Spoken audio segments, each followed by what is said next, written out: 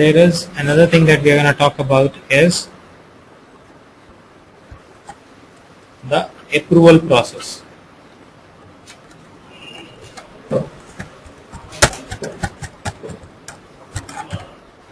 I have a question, G.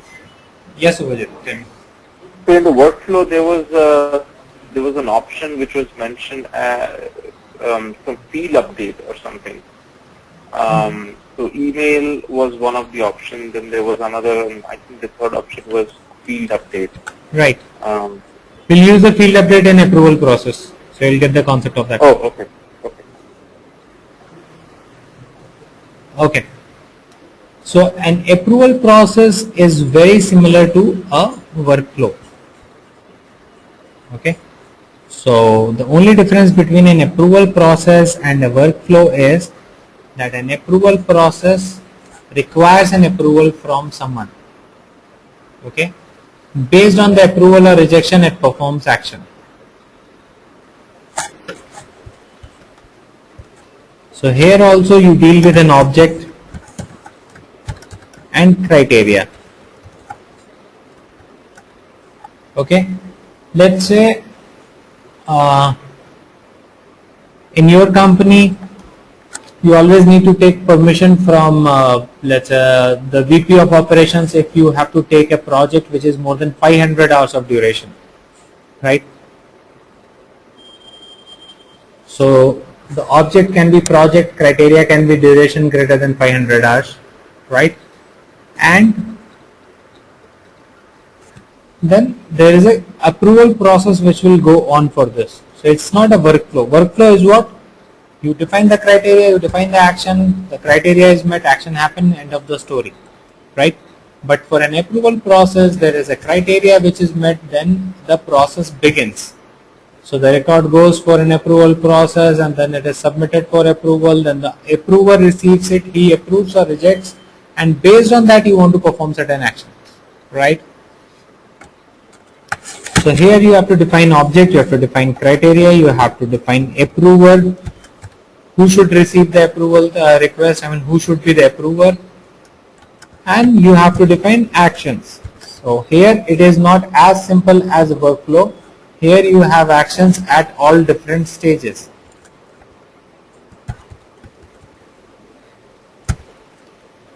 You have actions for submission stage when the record is submitted for approval. Approval stage if the record is approved. Rejection stage if the record is rejected.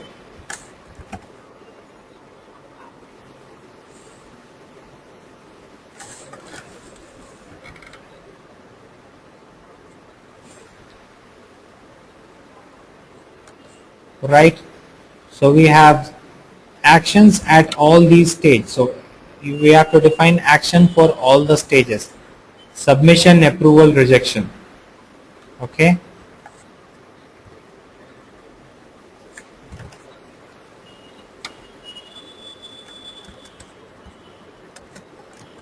So let's do this example here. If a project has duration greater than 500,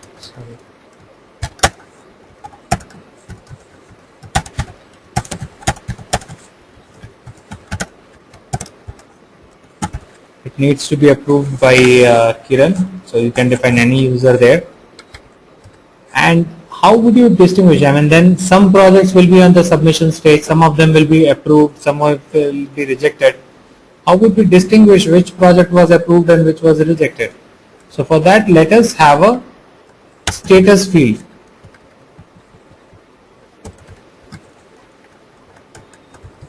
Approval status field, which can be a pick list, which will show the approval status of project, and the options can be pending, approved, and rejected. Okay, so any project which is pending for approval, the status should automatically become a pending. Any project which has been approved by the approver should automatically become approved. Any project which has been rejected should become rejected. So based on this field value, we can understand, right? Since this, so this is the field update part. So we're going to talk about this field update thing using this approval process, right? So first thing that we have to do is we have to create this approval status field on the project object, right?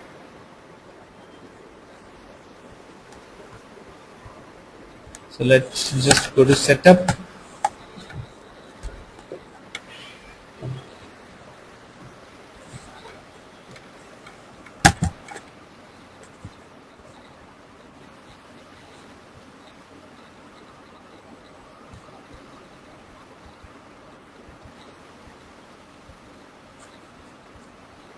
Create workflow and approvals.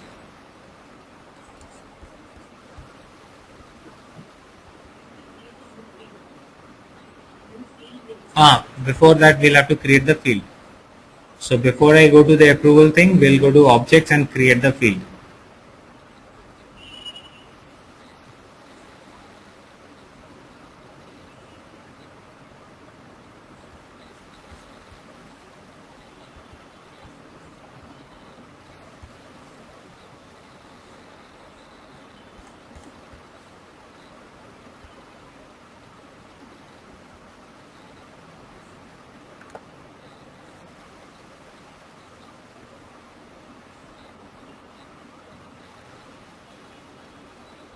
So go to the project and create a field approval status, which is going to be a pick list.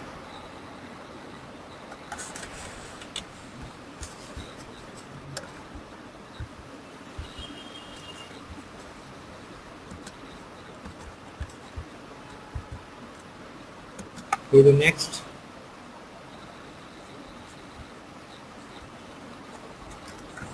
Call it approval status. Options can be pending, approved, rejected. Three available options can be pending, approved, and rejected. And then click on next.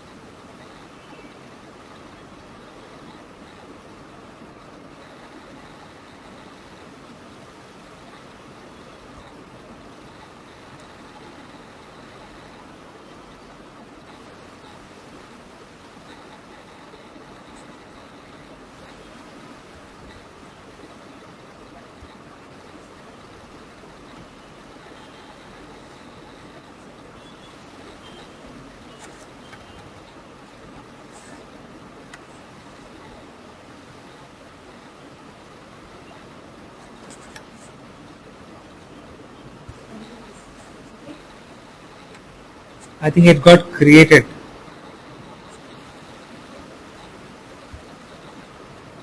Yeah, it got created at the first attempt only. You were making a mistake there. And what I have to do, I have to make this field as a read-only field, right? This field should be read-only. Otherwise, anyone can go and make a rejected project also as approved. So end user should not be able to change it. For making it read-only, what do we do? Field level security. Go to that particular field. Go to field level security. Make it a read-only field.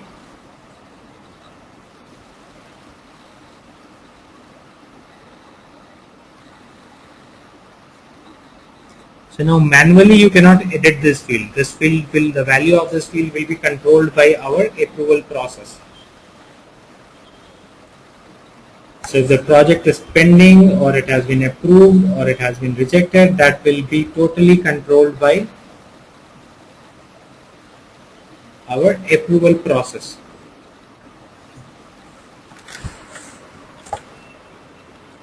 So what we have to do here, we just have to go and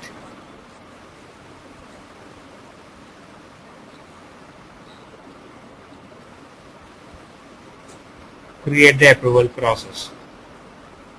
So go to setup, create, workflows and approvals, go to the approval process. Okay, which object? The approval process is for which object? Project. Select the object, then create new approval process, use Jump Start Wizard. There are two options, you use Jump Start Wizard. Jump Start Wizard.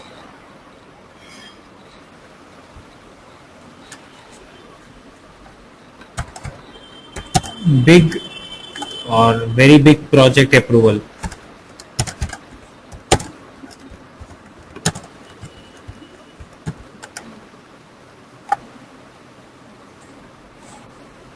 Criteria we have to define. What is the criteria that we have? Duration greater than 500. Right. So duration greater than 500 hours is my criteria.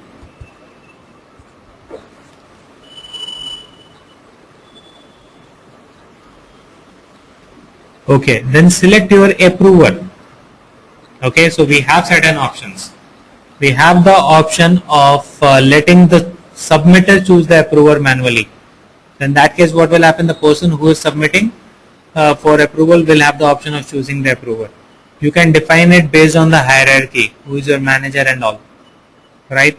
You can assign it to a queue or you can assign it to an individual. So as of now, we do not have any queue created. So we will give it to individual. So you can go give it to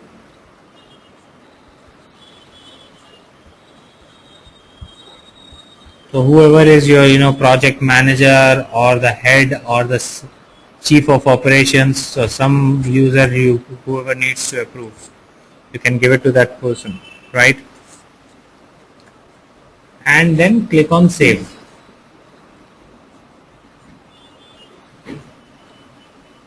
Okay, what does it say? It says remember, you will not be able to use this approval process until it has been activated. That's fine.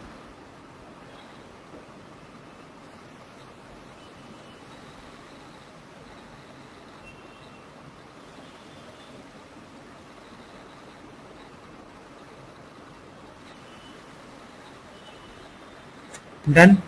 Now you just click on view approval process detail page. Click on this. It will take you to the detail page where you have to come and define the actions. So in workflow we just had immediate and time dependent action because there were no stages involved in that. Here we have stages. So we will have to define action for different stages. So like initial submission action, final approval action, final rejection action. So initial submission action means what actions you want to do when the record is submitted for approval. The moment it is submitted for approval, I want a field update. The field that I want to update is approval status.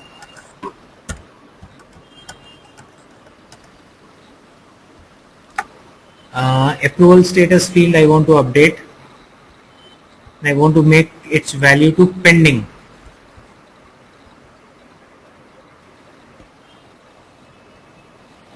So the moment the record is submitted for approval, the value should automatically become pending.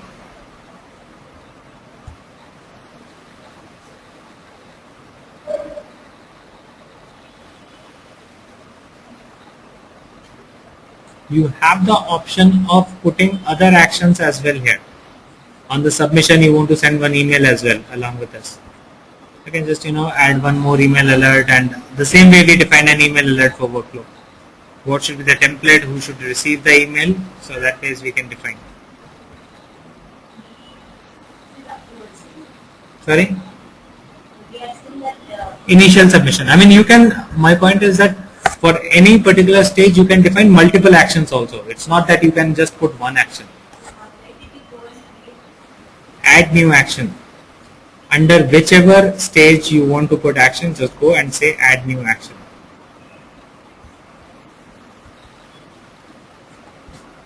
Then go to final approval actions. So after the record is approved by manager or by anyone, just click on field update. So it should be updated to approved.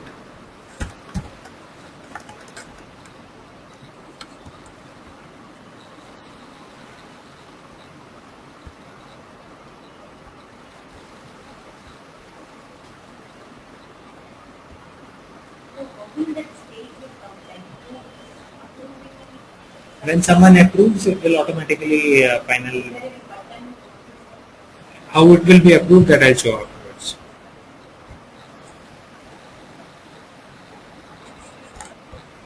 And if that is rejected, if the record is rejected, then the status should be updated to rejected. So we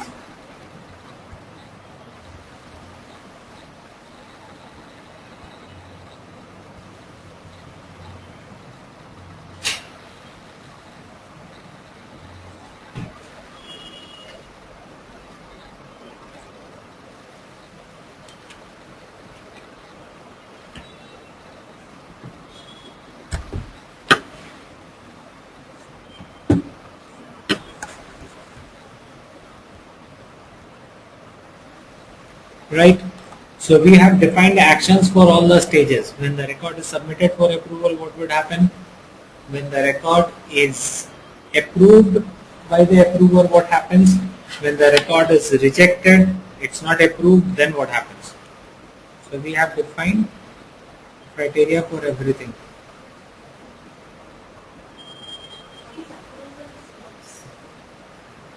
What is approval step? Yeah, so if you have a multi-step approval process, then approval steps will come into picture. so you first click on the approval step, you create a step and then you just Yes. Sorry? create a step but No. So by default, any approval process will at least have one step, right? So this is a one-step approval process. So by default, it comes when you create an approval process. If you want more steps, then you can have more steps into that. That it goes from one person to the other person and all.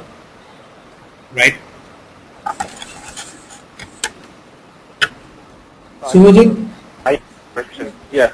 So my question is, so we have defined that, an approver can, so the final person or the final reviewer can either approve or reject, the project. So if that person has the option to select, why do we then define that, the final approval action will be either approved or rejection? I mean, that person will have the ability to pick that kind of a status, right? Whether No. he wants to approve the project or reject it. So He can pick the approver. I mean, that person has the option of picking the approver. He does not have the option of approving it. Okay. And then, so let's say that Approver. I pick you as an approver, so Right. it goes to you. And then I will what approve or you do- reject. Okay. All right. So you do get two options, approve or reject, right? Right. That is what I'm defining here. Right. Okay. But I can also define in the tick list for that particular field itself, right? So because he gets the assignment and then automatically he will get those two options in the as a pick list, right? That's what we are defining. Right. So he'll have two options. I'll show you that process. I mean, let us go into that process, how we will approve that later on. Let us just understand this much as of now. And once we see the process, how it is approved, I think it will be more clear. Sure. Yeah. Okay. Yeah, Kiran. I lost Got it? Got it back?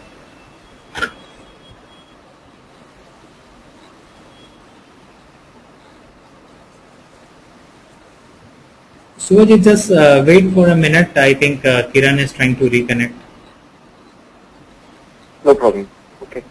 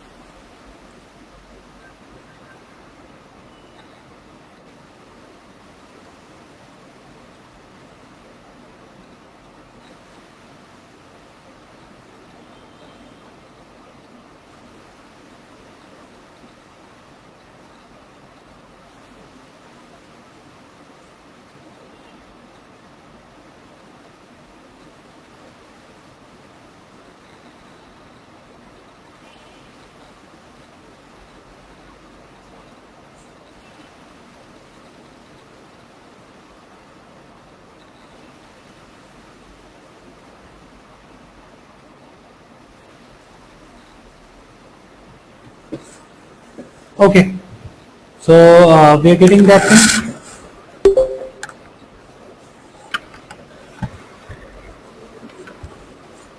How does this work? How does, sorry? Created this, and they create a record and whether it is you testing. Yeah, we'll do the testing part. So we have created the process, everything is done. Now let's go and do an approval process on a record and see how it is working, right? But before that, we'll have to activate this. So as we did in validation rule, as we did it in workflow rule. Suvajit, you there? Yes, I'm here. Okay. So we have created the process. Now what we'll do, we will, before it starts working, what we'll have to do, we'll have to activate it as we did it for our workflow also, right? So just go ahead and activate this thing. Okay. Now let's see how this approval process works. Go and create a project record.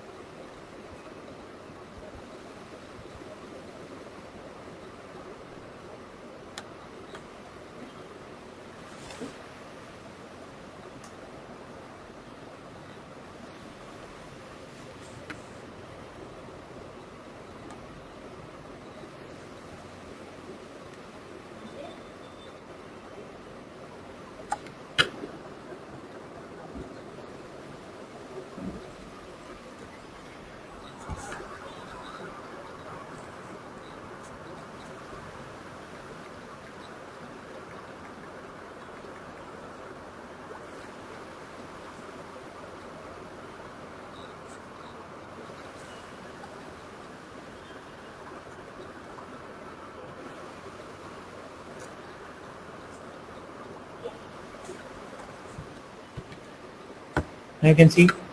Okay. So I'm just creating a record with duration 600 hours. Approval status, I can keep anything. From my side, I make it approved.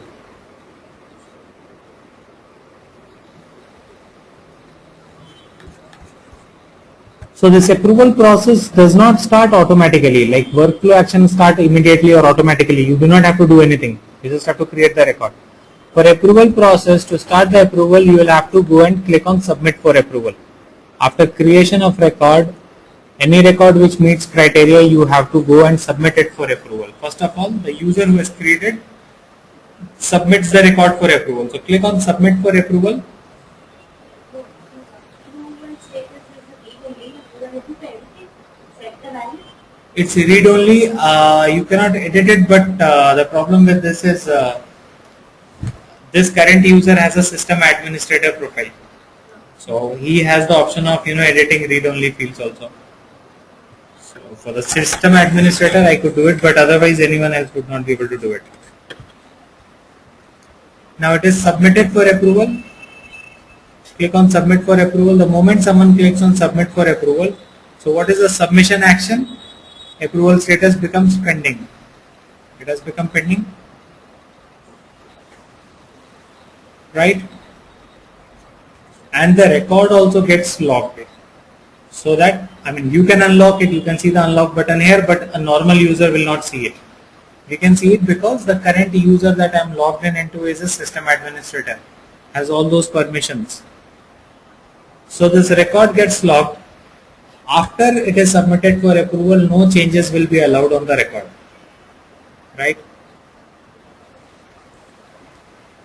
See, how will the user know that by submitting the approval? How we know that there is a approval submission, so we are directly contact.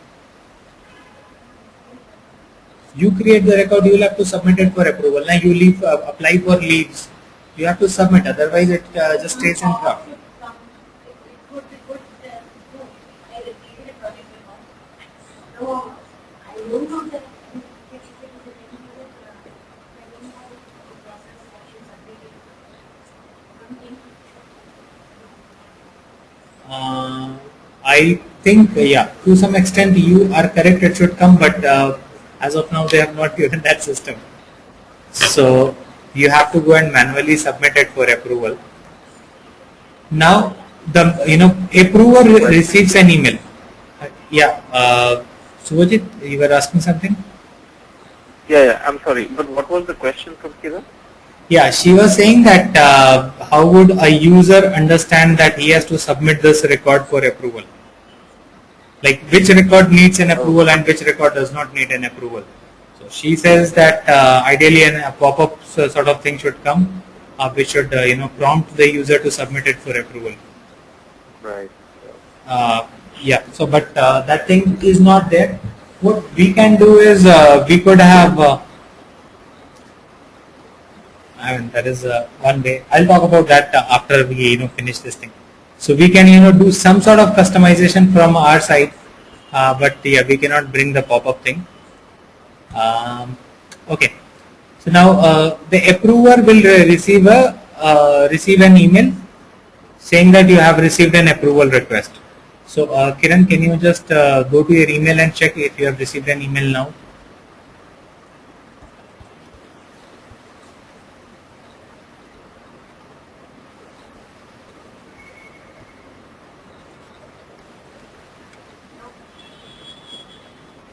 No email?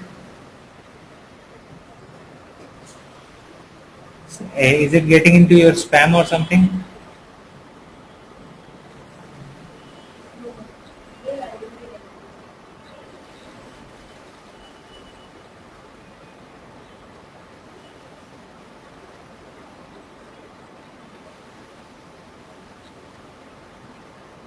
Not received? Okay. So this approver basically receives an email where he is intimated about the approval request, or the other way where the approver can see the approval request is on the home page. So if you go to home page, so here Kiran is the approver, so ideally that request should have come to her home page as well. Items to approve. So anything which has been submitted for approval comes to the home page of the approver. So the approver can always log into his Salesforce account, go to the home page and go to the items to approve, see all the records. Like there is a manager who has to approve everyone's leave, so he can on a regular basis go to his home page and see all those requests, and he can then look into those and approve or reject. Click onto it and then you have the option of approving or rejecting it.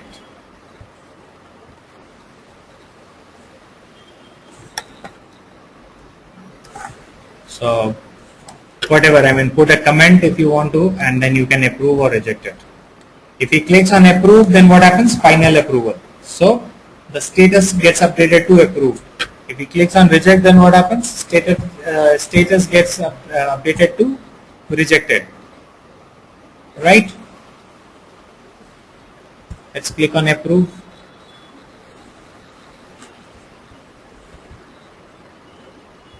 See, the status got updated to approved.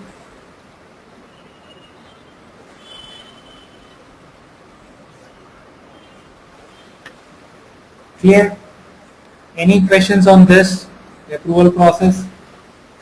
How it works and all? So, Jeet, coming back to her question, do we have an ability of creating an assignment rule where, let's say that I,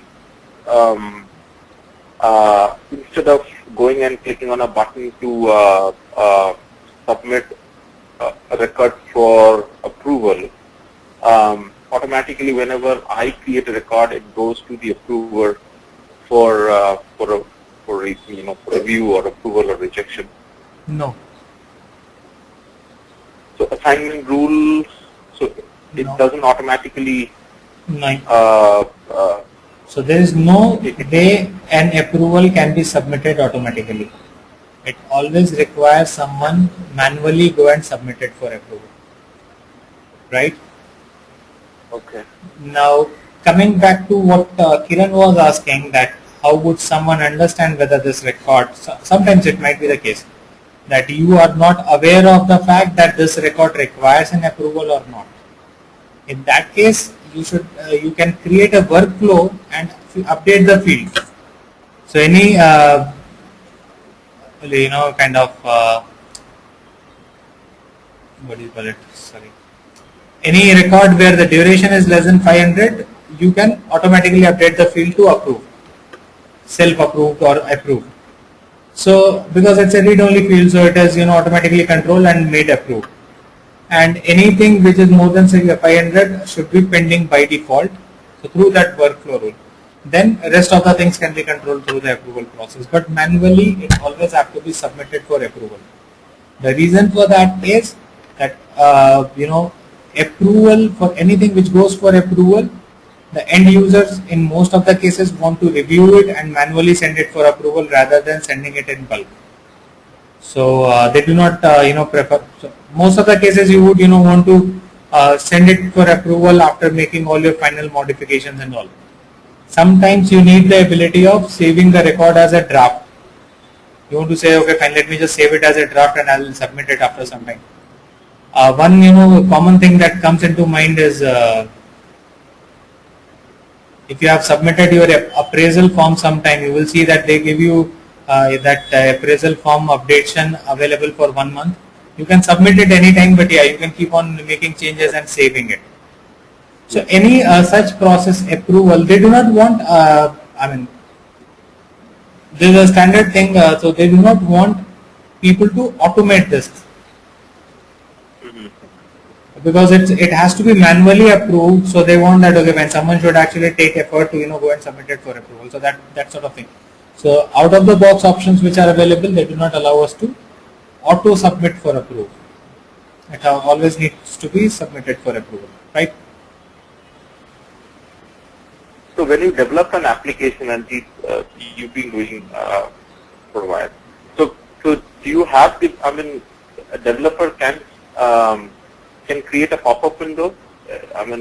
Is that ability there in through? You can create pop-up window. Yeah, you can create a pop-up window using some programming skills. So pop-up can come, but still it cannot submit it for approval by default. Okay. But the pop-up message, those things can be.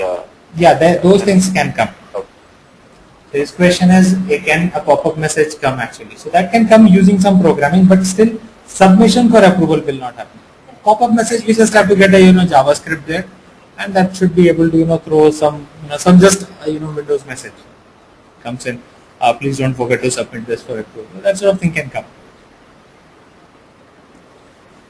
Right. So sorry. The question, answering the question, I didn't understand. Like creating a process where before getting something, automatically should be approved. I didn't get the answer. I didn't understand the answer. It will not be automatically approved. It will not be automatically submitted for approval. Coming back to your question where you said how would you understand whether this needs approval, you can do a workflow also for that, and any record which is less than 500 should be approved. I mean, status of that should be, the moment you see the value is less than 500, status should automatically become approved. So that way, what kind of help you want? You tell me. Still, how many records So anything which is approved should not go for approval. Anything which is pending, that should go for approval. That is. So you open a record on the approval status. It is after anything which is less than 500 is automatically status gets updated to approve. You will see submit for approval button, but you will not be able to submit it. The moment you say it will say it does not meet criteria.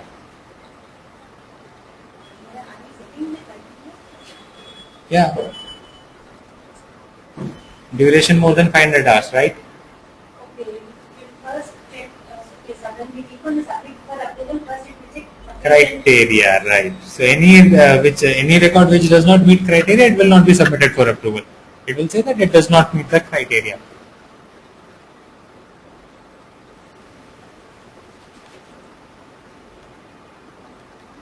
Clear? Rupali? Clear? Questions?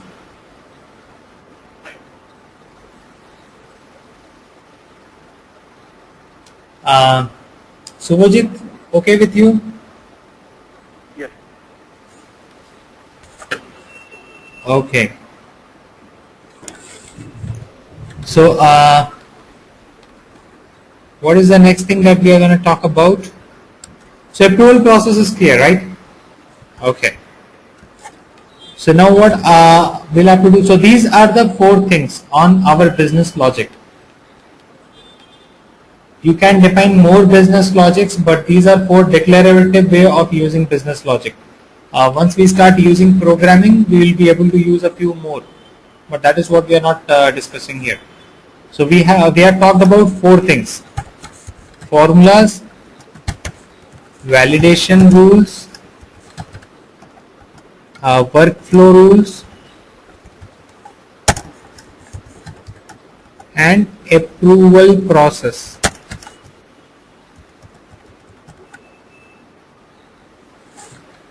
Right? 4 things that we are talking about. So what is a formula? So if I have to just quickly take you through the entire thing again.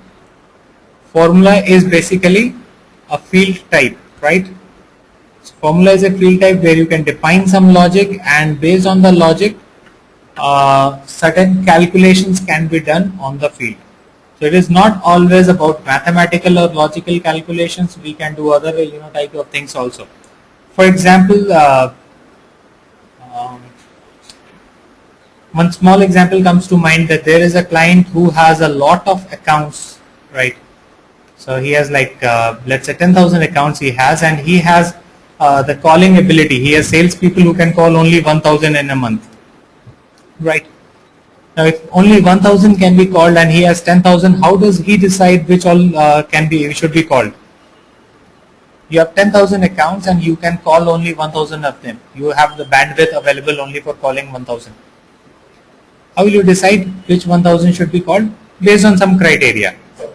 Maybe accounts which have maximum most revenue, accounts which are big companies, accounts which are in your city, some criteria, right?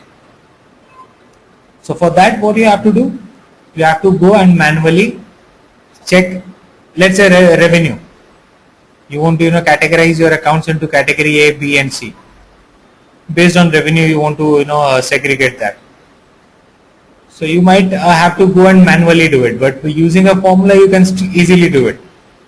Give it a value category A if the revenue is more than 1 million. If the revenue is more than 500K, make a value category B, right? So that ways you can do those things. So I'm going to share a few small docs, as I said. Just give me a minute. Let me just fetch the document.